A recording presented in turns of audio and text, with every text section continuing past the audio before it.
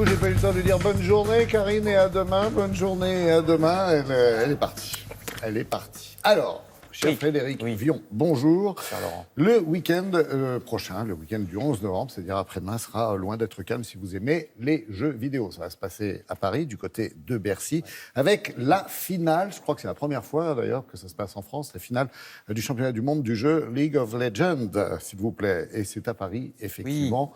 Il faut savoir que ce sont des jeux qui sont suivis par des millions et des millions de personnes. Exactement. Et plus encore. Il y a eu des demi-finales à Madrid ces jours derniers. La conférence de présentation aura lieu demain à 10h30 pour la finale donc à Paris.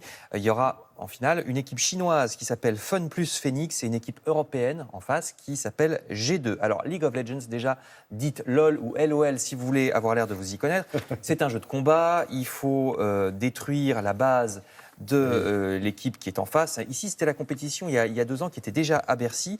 Alors, quand on n'est pas dans ce milieu-là, on ne se rend pas forcément compte du poids économique que ça peut avoir. C'est 2 fois le poids économique du cinéma. Regardez ces chiffres. Dans le monde, l'industrie du jeu vidéo génère 135 milliards de dollars chaque année, soit 17 dollars par habitant. Alors, c'est surtout dans les pays riches, évidemment. 43 milliards aux États-Unis, soit 130 dollars par Américain et par an. Chez nous, 5 milliards et demi, soit 84 dollars par personne. Donc, on dépense à peu près par personne 2 fois moins que les Américains.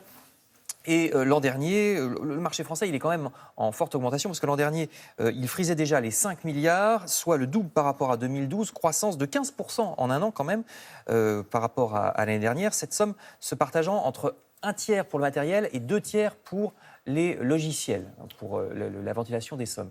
Peut-être que le jeu vidéo a considérablement évolué ces dernières années quand même. On a quelques spécialistes en France notamment. Oui, c'est vrai qu'on est plutôt bien placé. Et c'est vrai que visuellement, un film, à part si c'est un Luc Besson, un grand spectacle, ça n'a pas trop bougé en une trentaine d'années dans le rendu. Or, pour les jeux vidéo, c'est pas du tout pareil. Les quadragénaires comme moi se rappellent, par exemple, qu'on a connu autrefois des machins absolument préhistoriques, comme ce qu'on va voir, ce qui s'appelait Pong. Alors Pong, j'entends sur le plateau. À partir de 72.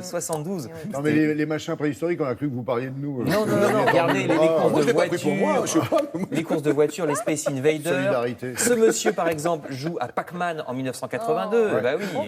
Un grand succès, Pac-Man. Oui, bien sûr, il y a eu aussi le dessin animé, en effet, que chante Karine. Alors, il y a aussi ce qui n'existe plus, par contre. On joue encore chez soi, mais ce qui n'existe plus, c'est les consoles de bar, de café, parce que les consoles pour chez soi étaient très chères, donc on mettait 10 francs dans les bornes d'arcade, exactement. Ce qu'il faut savoir, c'est que les jeux aujourd'hui sont quasiment cinématographiques. Là, je vous montre Assassin's Creed, qui a déjà une dizaine d'années. Alors, ils font des nouveaux épisodes assez régulièrement, mais vous voyez l'esthétique. Et l'industrie fait maintenant appel aussi à des vedettes, par exemple. Il y a Xbox de Microsoft qui se base pour faire un de ses personnages sur Keanu Reeves. Microsoft étant l'un des poids lourds avec la PlayStation de Sony. De plus en plus, on devrait télécharger des jeux un peu comme Netflix pour ne pas avoir à acheter des jeux un par un. Il y aurait des abonnements, ça c'est ce qu'on pense pour l'avenir. On pense que c'est le développement qui va arriver. Alors, il n'y a plus seulement, de toute façon, les consoles et les PC. Les consoles, c'est quand même encore la majorité du marché. 56% voyez du marché pour les consoles. Les PC arrivent en deuxième à 25%.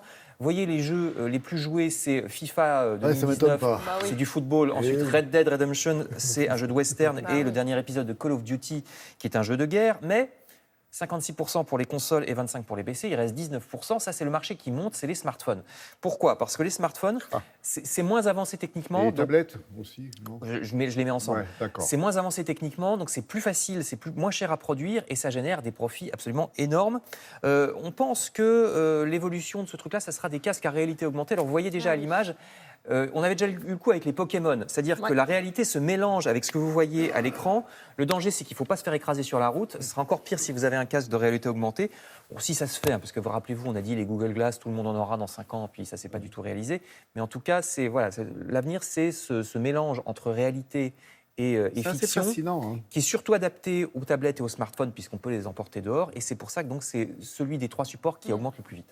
Effectivement, on a un vrai savoir-faire chez les fabricants et les créateurs de jeux aussi en France. Et puis la finale dont on parlait de Bercy, elle sera à suivre sur le site digital de France Télévisions ce week-end. Voilà.